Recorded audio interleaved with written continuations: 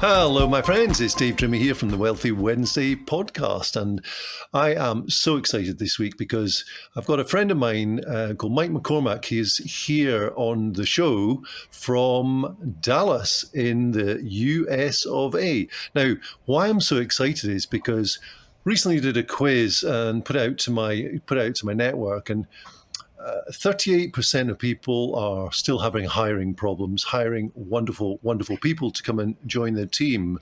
And Mike specifically is an expert in this area. So Mike, how are you doing, sir? I'm doing great, Dave. Well, Mike, I'm here in Scotland and it's a little bit chilly. It's not raining today, but I'm wrapped up well. What temperature is it with you right now? Today we are in the 60s in Dallas.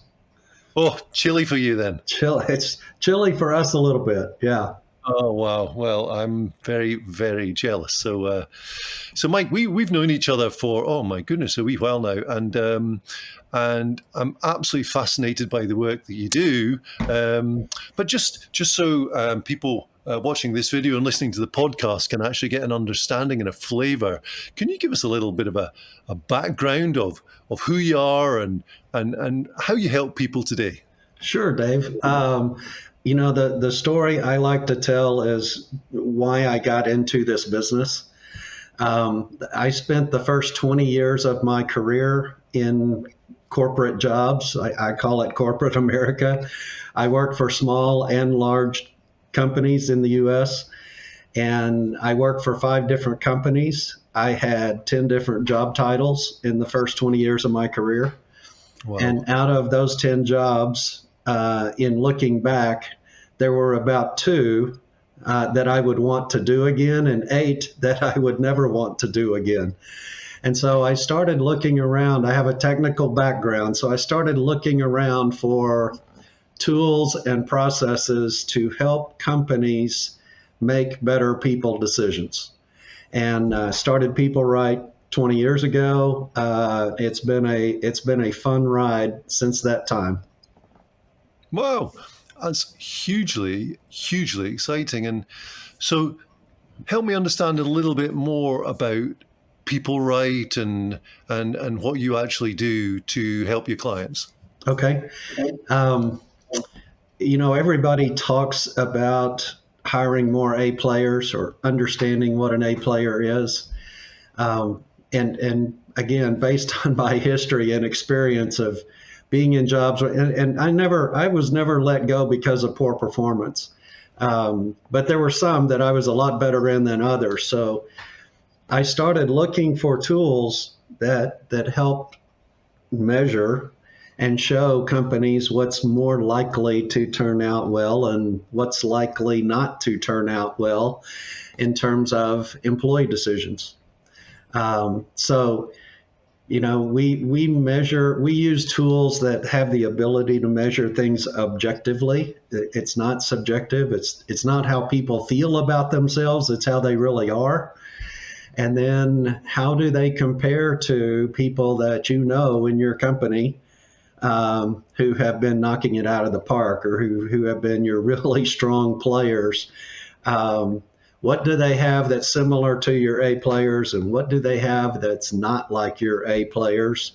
And how's that likely to play out? So as you're sharing that, Mike, and so what you're really saying is that instead of just kind of hiring somebody, just they're a friend of a friend or whatever, Yeah. then there's more of a process, there's more of a psychometric testing aspect of things, a bit like, Right. gosh, I was just reading over the weekend, there's a book by Ray Dalio who's got this, the Bridgewater Associates, which is like 180 billion of funds under management. And in the earlier days, and even in some respects today, he kind of used the like Myers-Briggs and different other tools, but so personality testing is really, really important. Is that correct? Yeah, I'm glad you brought that up, Dave, because when companies or clients or prospects hear the word assessment, I'd say probably 90% or more of them jump to the conclusion that we're talking about a personality style tool. And in general, not always, but and there are literally thousands of personality style tools out there, and most of them are based on a 4-quadrant framework, and they put a person into one of those 4 quadrants, and they kind of more or less ignore the other 3 in terms of, well, you're looking for a blue or a yellow or a green or whatever the naming nomenclature is for that particular tool. Which, if you step back and think about it from a logical perspective, those tools are based on a framework where roughly those 4 quadrants are all equal. So that roughly each one of those quadrants, 25% of the people will fall into. So if you use that logic and use that kind of tool, you're basically saying or guessing or hoping that 1 out of 4 people can be a top performer for you in any given role. And as contrasted or compared to that, we measure 20 different characteristics. And it's not a matter of do they have them or do they not have them, because we all have all 20 of them. What's important is understanding how much of each one of those they have, and how does that compare to their top performers. So it's a much more objective view of how a person's wired, how they behave, how they think, how they process information, what they enjoy doing.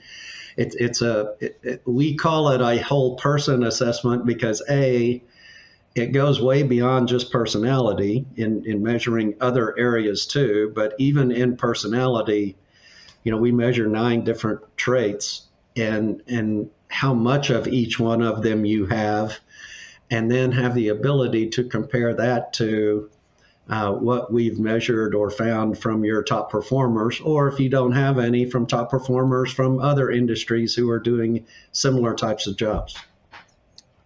So this is really fascinating because so I specialize in helping companies to actually grow and improve, and particularly to help the business owners to escape the shackles, if you like, of being immersed in the business, and their employees come in and going, oh, this isn't working, that's not working, and they deal with minutiae. Okay, so trying to help business owners gain freedom is really, really important.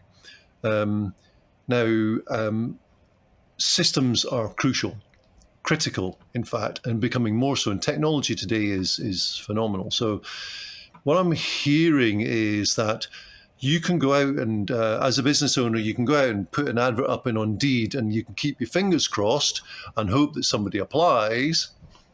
But in today's marketplace, that's slender at best. Or you could go and use some of the 4-quadrant personality tests, which is clearly way better than just sticking something on Indeed and hoping. Or you can go to the next level still, because I experienced the test that you actually ran me through, and it was like, whoa, it was completely mind-blowing in terms of understanding myself. So it's almost like there's 3 levels that you can go through, and that yours is like the gold medal standard. Well, that's fairly accurate, Dave, but I want to make one adjustment or amendment to that, and that is, in certain parts of the world, there are certain tools that are not recommended for hiring or selection. And in many cases, I won't say in all, but in many cases, 4-quadrant tools, although they may be good for certain things like communication styles and how we interact with others, or how other people see us kind of globally, big picture, they're really not recommended for selection. So you should be very careful in terms of if you're using assessment tools in the selection process, you should be very careful about which ones you are using and understand how they work.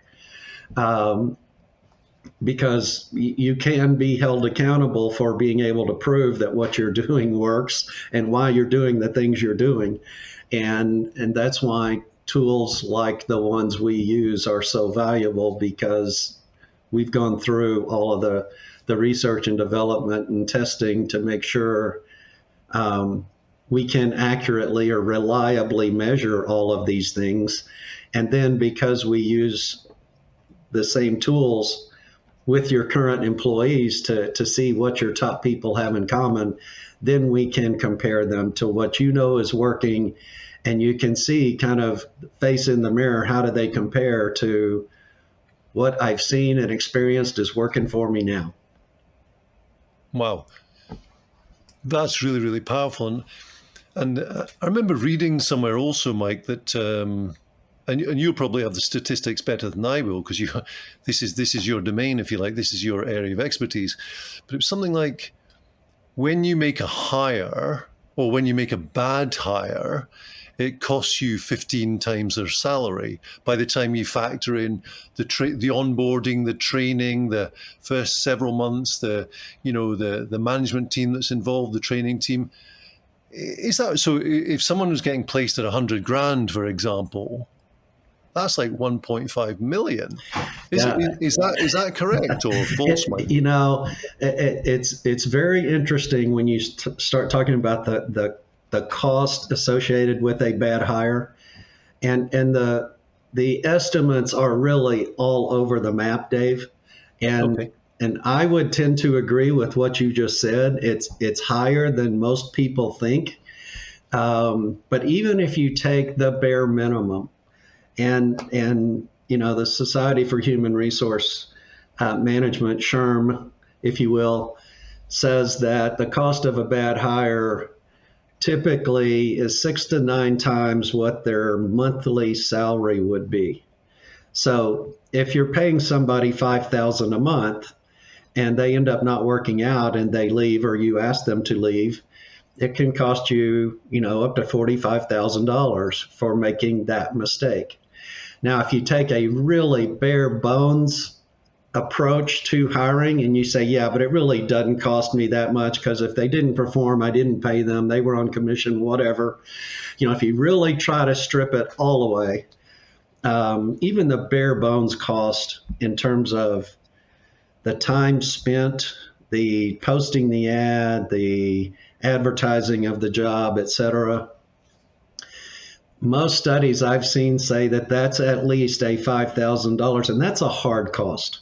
That's something you can measure, money you have spent to make a hire. Even at the bare minimum, it's $5,000. But the reality is, I'd say the 6 to 9 months probably applies to entry-level jobs, to lower end management jobs. I'd say the number you quoted is probably more for mid-level to senior level roles. I saw an article last week, and I think you shared it with me.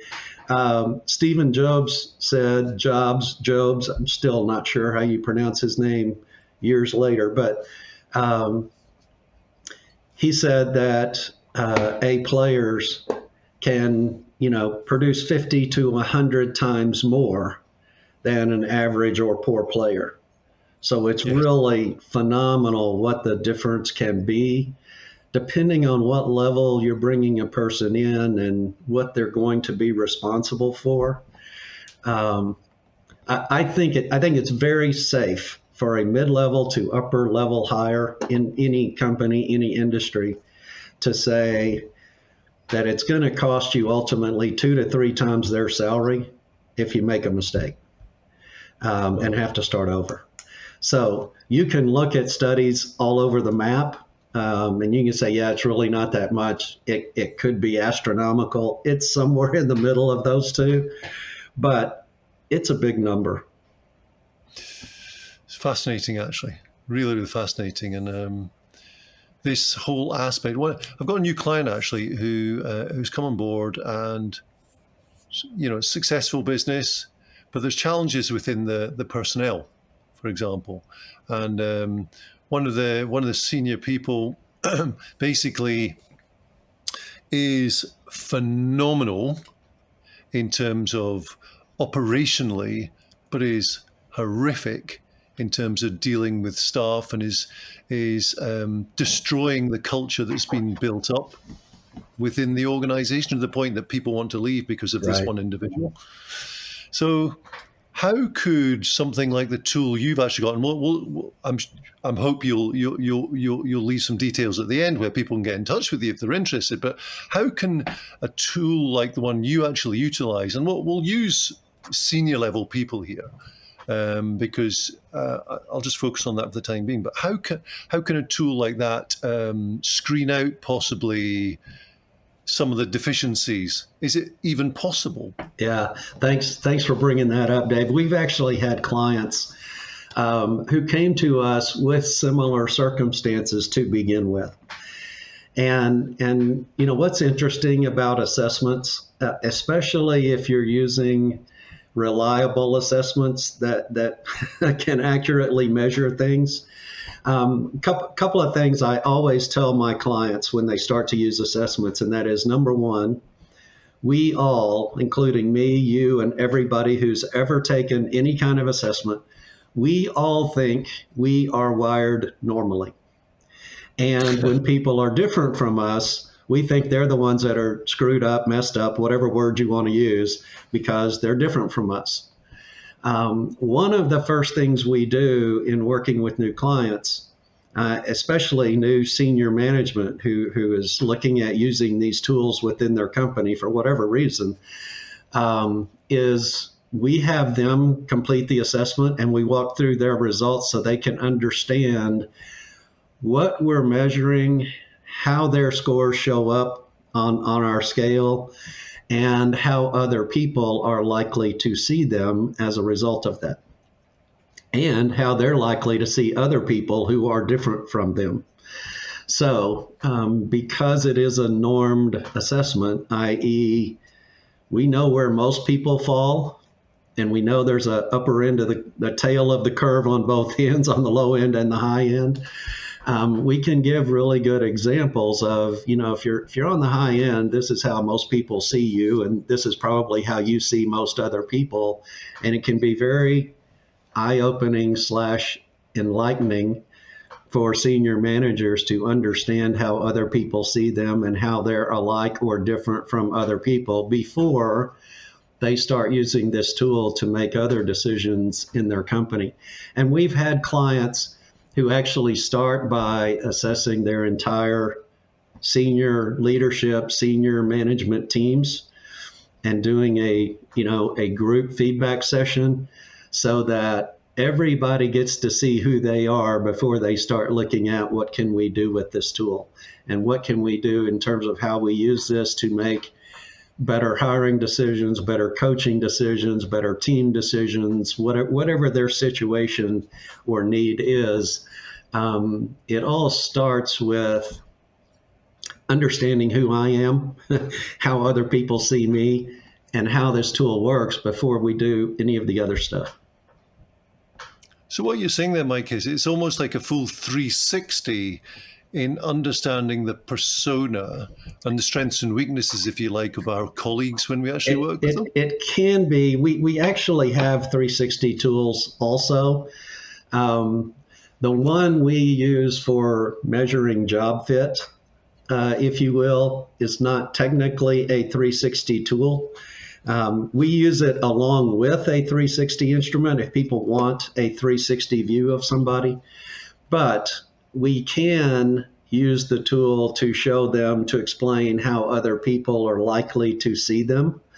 So I'll give you an example. We've got clients who've been using this tool for 20 years now. I created People Right 20 years ago.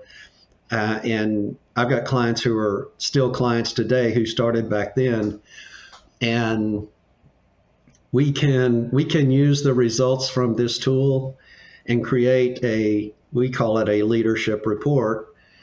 And we can describe to them how a person will be seen in a leadership role if they're thinking about promoting them into a leadership role. We can show them what that's going to look like before it happens. And real quick story here. I had a client call me a couple of years ago and say, "Hey, Mike, I just promoted somebody a few months ago. It's not working out very well. What other report do you have? What can you do for me? How can you help me? And I said, well, did you run the leadership report before you promoted them? They said, no. And I said, okay, step one, I'm going to run it for you. I'm going to send it to you, and then let's talk. And so I ran their report, took a few seconds to run the report. I sent it to them in an email. And about 30 minutes later, they emailed me back because they had read through the report. And basically, it was a OMG moment. Oh, my God. Everything I've experienced with this person that's not working out was shown in this report as a potential challenge area. And if I'd have known about it in advance, I could have been proactive about helping the person address it before it affected them negatively. And so there's lots of different ways the information can be used. It just depends on what the client's initial needs are, and then how to expand it out from there and continue to know and understand and expand how we use the information. Wow, that is hugely powerful, and especially I don't know. I don't know what it's like in the States, Mike, but here in the UK, just to hold on to good employees who are being attracted by larger salaries elsewhere, just to hold on to them is bad enough. Yeah. So people in businesses are giving inflated salaries. So there's this like post-COVID lockdown thing where you're trying to retain the best talent because they're getting stolen elsewhere. So I've heard stories of people just getting pushed up to a new management position and a new title with some more money just to hold them. But what you're saying is we need to put them through a series of hoops to make sure they're a good fit first. Yeah, and what I'm saying, yes, and there are things we can know that we can proactively help them make those transitions. We don't have to promote and hope.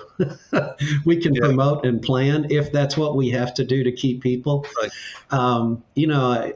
Current world, and somebody could listen to this 6 months from now or a year from now, we can be in a totally different situation. But whether or not you are hiring like crazy or whether or not you are hunkering down, it is always imperative that you hire for job match or hire compared to what has historically worked best for you in the past. And there's very few reliable tools that can help you do that. In that article that I was reading last week, Jeff Smart wrote in one of his books, he says, we define an A player this way. It's a candidate who has at least a 90% chance of achieving the outcomes that only the top 10% of possible candidates could achieve. Okay, wow. That's a wonderful statement, but so how do you measure that? Okay, how do you measure whether or not they have a 90% chance of achieving what your top 10% have achieved? Well, that's basically what we do. We don't, you define what top performance looks like for you, or you help define it to us or explain it to us, and we'll create, build a benchmark or a profile that reflects that from your people or from people elsewhere. And then we'll show you how your candidates compare to that profile. Fantastic. So it's incredibly strategic. Yeah. Not tactical. It's very, very strategic. And you can set out an organization chart, and you can describe the person you want, the personality, the traits, the strengths, all of the above. All of the above. And how they process information. A lot of people miss that in terms of, I may have somebody with the perfect personality for this role, but if they're selling, if they're selling parts to rocket scientists, or, if they're selling parts at the local dollar store, those are two different roles in terms of who they're communicating with, how they have to process information, how they have to be able to communicate, et cetera. So having the ability to measure cognitive skills can be a huge differentiator and separator in companies that are working with different levels of client and personnel and teammates, et cetera. It goes way beyond just personality. Yeah, because the last thing you want, Mike, is to have oil and water when you're client facing. Right. You do not want to not be able to connect with somebody that you're actually dealing with on the other side. And I'll tell you, Dave, last week I had a call with a new sales team that's just come on board, and they had 25 salespeople on the call, and they were all looking at their own results because we were explaining to them, okay, here's what this means. Here's how other people see you, okay, based on your results, based on your scores. And it's interesting because of the industry they are in and the people they are selling to. It can be very telling sometimes, as you may not have known this about yourself, but here's how other people see you based on how you're wired, and how to think about that. I told them, put it in the perspective of, think about one prospect or current client that you have that's really hard for you to deal with or understand or communicate with. And think about where your score is. Think about where their score might be on this scale. And you can have some real aha moments just by understanding how you're wired yourself. And then, managers, hiring managers, leaders can use this information in a lot of different ways after that. Outstanding. This is fantastic. And in the era that we're moving into, with a bit of economic uncertainty, we don't want to do the wrong thing. We want to do the right thing. So and along those lines, Dave, sorry for interrupting, but along those lines, a lot of people will say, yeah, but we're not hiring right now. And my response to that is, then this is the perfect time to get set up for what's coming next. And the perfect time is before your best people leave and go somewhere else, find out what they had in common. Because once it starts to turn around, if we're in a downturn now, once it starts to turn around, you're going to need to know what it is that's going to build your company back, or how to replace your best people. And finding and keeping A players, it's a 365-day-a-year job. It's not just when you're hiring. It's all the time. I like to think about it in terms of professional sports franchises. They may not be signing somebody to a contract every day, but they are scouting the world over every day. They're measuring the characteristics, the performance, the strength, the conditioning, the speed, et cetera, reaction times of the people they have. They know if there's a person they're going to replace, they know what traits, specific skills, et cetera, that they've got to go after to replace that person.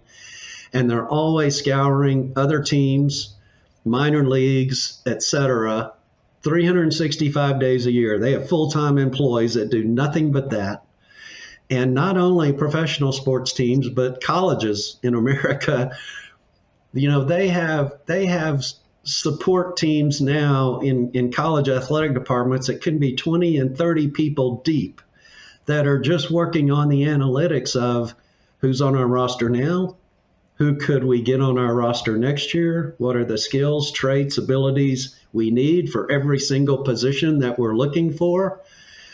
It's an incredible opportunity for companies, even if you're not hiring today, to be getting ready for when you are going to. I tell you what you've shared there, it's a bit like Brad Pitt and Moneyball, isn't it? Exactly. It's just basically using all the data to give you a winning team. And so what springs to mind with me there is, Mike, that hiring, there's hiring versus recruiting. Hiring is like putting bums on seats. Recruiting is a process of looking for the best people. And I'm reminded of a story. So 20 years ago, I left a company, but the senior partner at the time of that company spent 8 years doing his best to persuade one particular gentleman to come and join the company. So this was particularly in construction, but this guy was working for a contractor, and it was a project management quantity surveying company that I was working for. 8 years. Eventually, every single month for 8 years, the senior partner was in touch with this one particular gentleman. Eventually said, "I'm coming." That gentleman, through that process, joined the company, and in the last 8 or 9 years has helped that company go into three separate countries. Yeah. And expand and brought different culture. So the power of having that most excellent person joining in terms of the bottom line is huge. Right. And it doesn't just happen at the top end of your organization, Dave. Because the article I was reading is from somebody who's they're in the garage door industry, okay, and he says he's always looking for people, regardless what time of year it is. He says if he goes out to a restaurant and finds somebody who is upbeat, has a great attitude, provides great service, he takes note of that. He writes their name down. He asks them if they'd be interested in searching for a job for a great company that, pays benefits and has insurance and all of this stuff, because likely what they're doing now doesn't. When he's talking about frontline help in retail or food industry.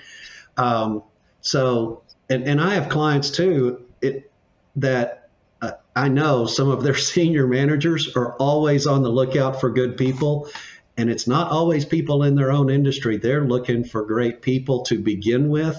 And then on top of that, in terms of attitude and service and performance in the job they're doing now. But then in addition to that, they know they've got the ability when they get back to the office, if that person's ever in their hiring funnel, they know they've got the ability to compare them to their best people and see, do they have some of the same traits that our good people have, and can they perform here if we decide to make this decision?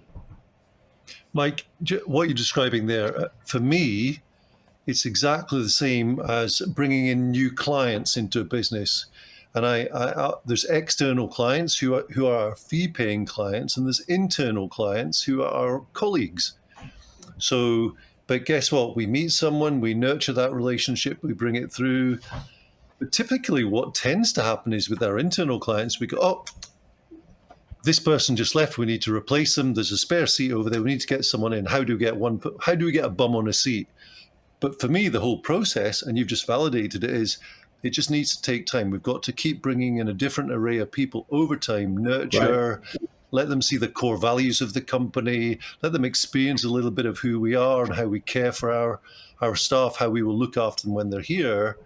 And it saddens me that it's like bums on seats. And if people could treat the internal clients the way they treat the potential external clients, the fee-paying clients, what a different business we would actually have. Right. And you could have, you could be developing your bench, so to speak, any time of year, regardless of if you're hiring or not. Love it. You could be building your bench where when I have the opportunity, whether it's because a change in the economy or it's because somebody leaves and I know I have to put somebody in that position, whatever the reason is, you don't have to start from scratch. You can have that bench ready to go and stay in contact with them and say, hey, we've done what we can do for now in terms of, groundwork, in terms of we're not hiring this very moment, but if it's okay with you, I'd like to stay in touch over the next year or so.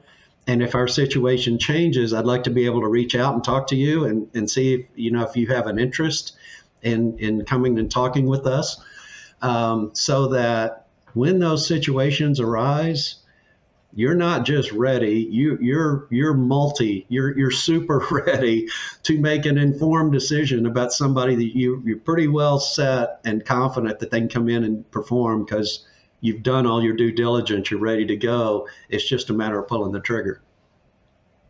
Outstanding. I think also, say I was hiring for a position and I've only got one position I can actually hire for, but I get 3 candidates out of 50 people who apply, but all three candidates are amazing, staying in touch with those other two and just maintaining a relationship would be a real smart move as well, wouldn't it? Absolutely. Absolutely. Yeah. So Mike, you've been incredibly generous with your time. What sectors do you actually specifically excel in, or is it across the board? Which areas do you have specific expertise in, and what the type of hires that you have expertise in? Because I know you've got a couple of programs. One's for senior management. I know you've got, you mentioned you're dealing with some landscaping guys for hiring people on the park and what have you. Is that right? Yeah, we actually, Dave, we work with companies of all types and across multiple industries. And we have clients that, or who, only use our advanced tools for some of their middle or upper level hires.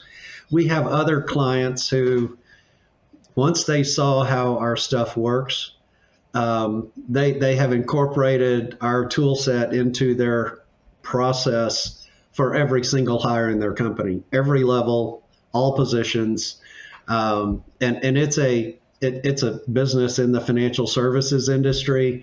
It's professionals and above. It's really sharp people, and they're making good money. And even for their receptionist and office admin roles, though, they use our tools because they've seen the value of what they can know and understand about a person, and how can they onboard them, get them up to speed, get them through orientation up to speed and productive as fast as possible.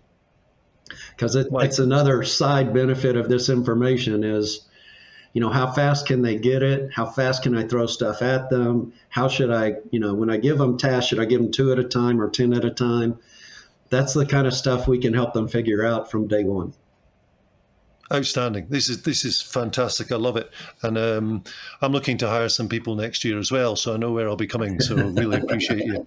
No problem. So Mike, listen, this has been phenomenal, by the way. And as you're a busy man. So if somebody wanted to get in touch with you, what is the best way to do that? Well, since there's a lot of people from different parts of the world on this, I'm going to say the easiest way is to use my email. And my email is Mike, M-I-K-E, at people, P-E-O-P-L-E, dash or hyphen, it's not an underscore, so it's people dash right, RIGHT.com. people-right.com. So Mike at people-right, RIGHT.com. Fantastic. Yes. Okay. And if people want to see, background of what we've done with other companies, that's my website too. It's people-right.com. You can check us out. We also have a quiz. I'll say, to answer your question briefly, Dave, any role where you have objective metrics about who's doing well and who's not is a perfect starting point for us. We work in all kinds of roles where they have those objective metrics and where they don't. But the more objective, the more compelling our results are. Because if you can tell us what is working, we can tell you how to find and keep more of it.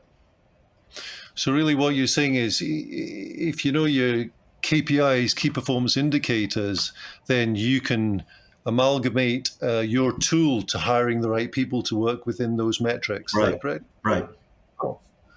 Mike, can't thank you enough. It's amazing. You're a dear friend. I'm so pleased we met through a mutual coaching group, actually, which was even more exciting because coaching means that basically you're continually learning and growing. And a friend of mine once said, it was a very wealthy guy, said, you're either green and growing or ripe and rotten. There is no middle ground. So you're clearly green and growing, and you help companies to be green and growing with flourishing talent, which is even better. Right. So Mike, is there anything else you'd like to add before we finish up the show today? Well, the last thing I'll say, Dave, is we love working with companies who are best in breed or top of their industry or close to it and want to stay there. They either want to be number one or they want to separate themselves more from the rest of the pack.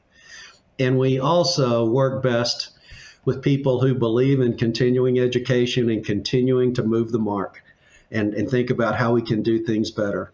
So, for companies who are like that, who are green and growing, who want to be better, that's our sweet spot. My largest client has been a client for 20 years, and they've been number one in their industry, I think, for 19 or 20 of those years.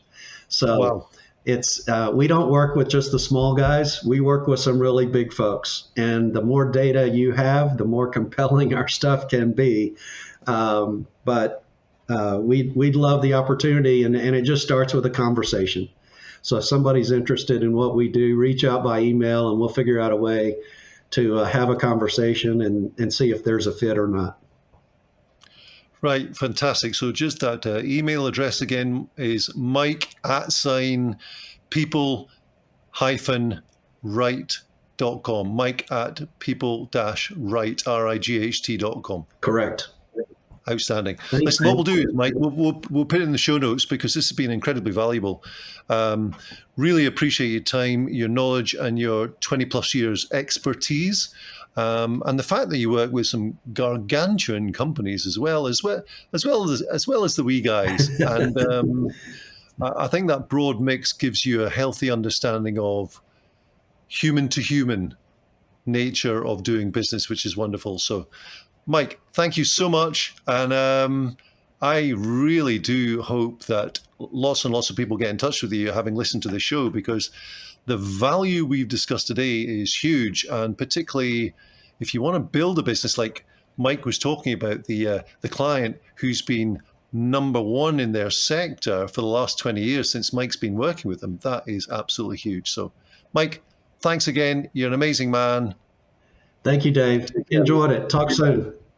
Take care. Bye-bye.